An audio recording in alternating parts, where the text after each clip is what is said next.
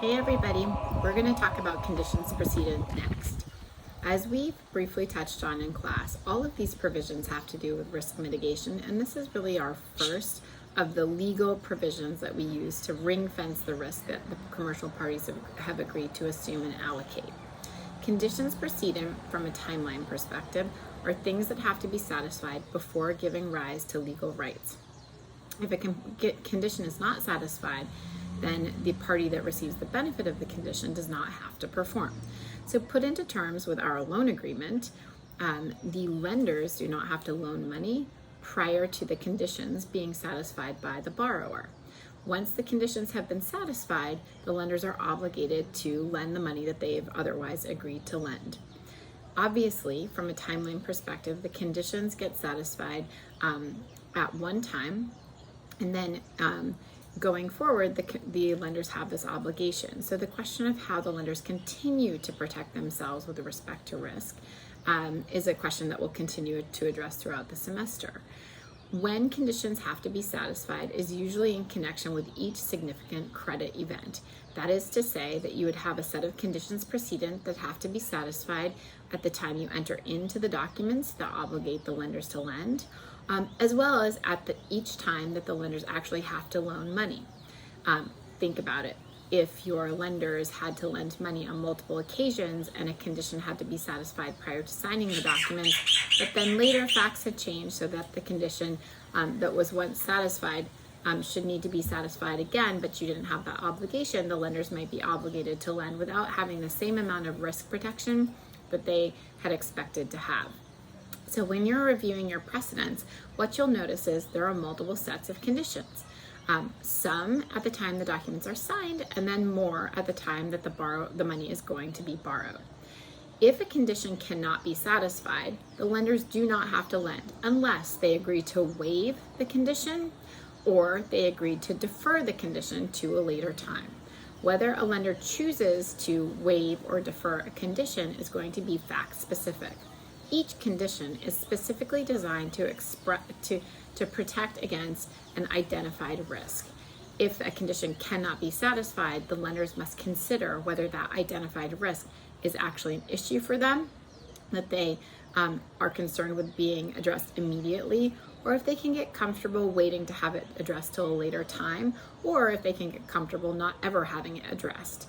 As you'll notice when you go through the conditions precedent section, there are various types of conditions. Most fall into two categories, factual and documentary. Documentary conditions are things that have to actually be produced in documentary form to satisfy the conditions. It includes agreed forms of documents, signatures, corporate documents, corporate authorizations to enter into the transaction, legal opinions, and other relevant materials. In my particular practice, when we're financing things like aircraft, rail cars, or ships, one thing that's very important is going to be insurance. We need to see proof that the collateral is properly insured. If an event happened to the collateral that insurance would typically cover, but there wasn't proper insurance, we would lose our collateral and have no compensation for that additional risk of the unsecured loans going forward. So we require to see proof of the insurance. In addition to that, we like to be beneficiaries of that insurance policy so long as that collateral that equipment serves as collateral for our transaction. So we'll want to see the insurance in an appropriate amount. Plus, we'll want to see an endorsement of the insurance policy to the lenders in the event that there is an actual loss. When you come across some of the other legal requirements, such as corporate related materials, corporate documents, authorizations, etc., you'll often be tasked with reviewing those as the lawyer on the transaction. This is when it's important to understand the way that business associations work beyond perhaps what we learned about in our business associations class in law school. We'll have to actually understand, what is the document supposed to include from a legal perspective? What special types of provisions do we need to include in order to satisfy the criteria of our transaction? And what does the company have to do to make sure that it's acting properly when entering into the transaction? We'll review things like corporate resolutions, good standing certificates, and other corporate records to make sure that the borrower itself can be obligated under the documents, and that these documents can be enforceable against the borrower if we need to go to court. In addition, I mentioned legal opinions. Legal opinions are where the law firms come in a special way. We often have conditions precedent that affirm certain facts that we've assumed to be the case when coming up with our commercial transaction. And so things like whether or not the company can do the deal, whether there's insurance, things like that are very important. In addition, there are certain legal points that need to be the case before we're willing to enter into a transaction. So we require that lawyers render legal opinions on those matters. If you are a lender, you'll require that the borrower's legal counsel will confirm that it's capable from a legal perspective of entering into the transaction. We'll require that they confirm that the documents are enforceable against them, and we'll confirm certain other matters as well, such as perfected security interests, matters related to bankruptcy points, tax points, and other regulatory matters. When you're the law firm that's rendering the opinion, it's always very important to make sure that your opinion is sorted out well in advance of closing, so that you don't hold up a closing by having one of your opinion points become controversial and something that delays the transaction. No client likes it when a lawyer delays a transaction. When you look through the conditions precedent, also consider what's a factual condition precedent. Factual conditions precedent are facts that have to be true as a condition to the effectiveness of the transaction. It's things like that there's no event of default that has occurred or would occur immediately after giving effect to the transaction, or that no material adverse change has happened. Those are things where you don't necessarily have to produce anything, but it's a state of being. And if it's not the case, then the transaction doesn't move forward. The borrower is asserting that those conditions have been satisfied when it requests the borrowing and confirms to you that they have been satisfied, even if there is no specific verbal or written confirmation of the fact. If it was not in fact true, then you will have loaned money or otherwise acted on a false pretense, and you'll have potential remedies in connection with that. Finally, as I mentioned, if conditions aren't satisfied, then you could either waive them or defer them.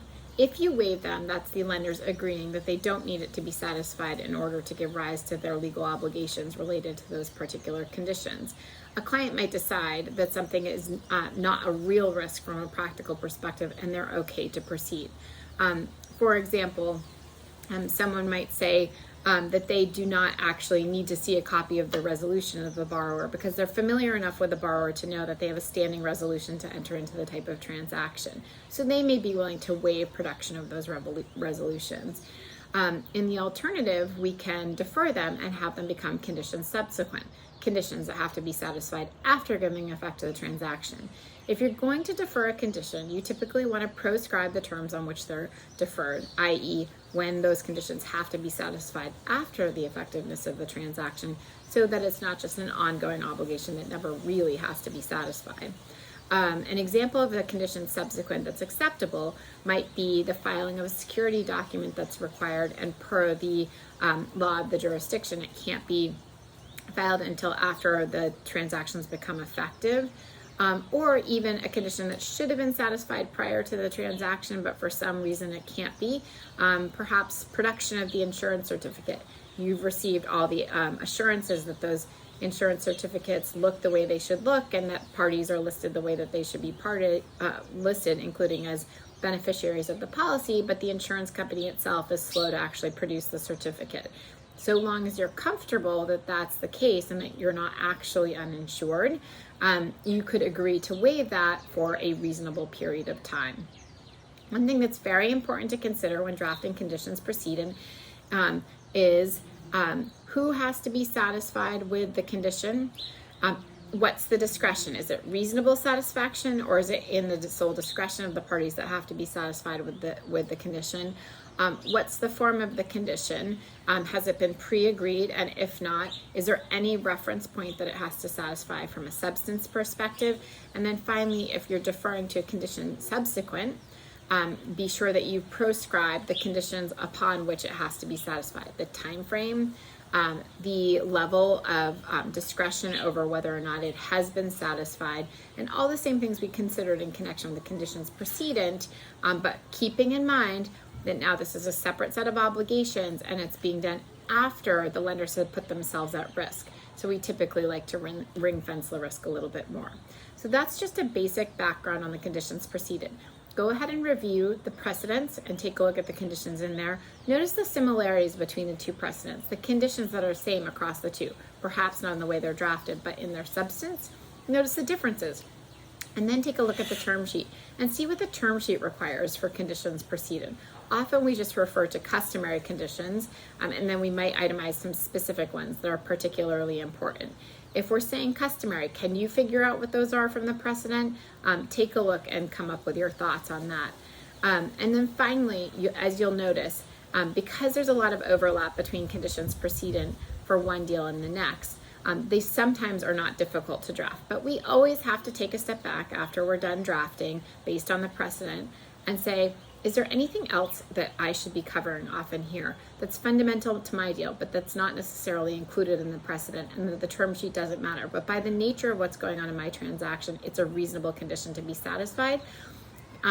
Think about that and be creative in your thinking and add anything else that you think is necessary. Remember, for the borrower, they cannot borrow the money and they are not owed an obligation until these conditions are satisfied.